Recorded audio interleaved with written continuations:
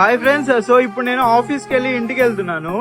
So ఇక్కడ మనం travelling community తెలుసు కదా, ఎక్కడ ఎవరు ట్రావెల్ చేసినా మంచిగా అనిపిస్తుంది.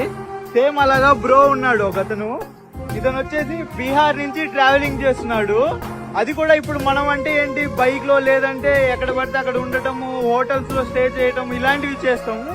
కానీ మనోడు మాత్రం ఎలాంటిది ఏం లేదనమాట. వాకింగ్ చేస్తున్నాడు అనమాట. బీహార్ నుంచి ఇప్పుడు హైదరాబాద్ లో నాకు ఇక్కడ కనపడ్డాడు. సో ఫుడ్ కావచ్చు, ఏది కావచ్చు, మనం నాన్ వెజ్ తిండంట, మళ్ళీ లిమిటెడ్ మంచి ఫుడ్ తింటుండు, నడుస్తుండు.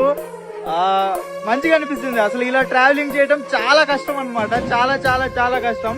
సో మనోడి ఇన్స్టా ఐడి నేను కింద ఇస్తాను, ఒకసారి చెక్ చేయండి. ఓవరాల్ మొత్తం ఇండియాలో ఉన్న స్టేట్స్ అన్ని తిరుగుతుండు, అది కూడా బై వాక్ తో. మనోడు మళ్ళీ యూట్యూబ్ చేయడు, ఏం చేయడు, ఓన్లీ ఇన్స్టాగ్రామ్ లో మాత్రం పోస్టులు పెడతా ఉంటాడు. అడిగి తెలుసుకుంటున్నాను లైఫ్ ఎలా ఉంది, ఎక్స్పీరియన్స్ ఎలా ఉంది అనేసి. బాగుంది. ఫస్ట్ ఆఫ్ ఆల్ అతన్ని చూసినమ్మటే నాకు కొంచెం బాధ అనిపించింది.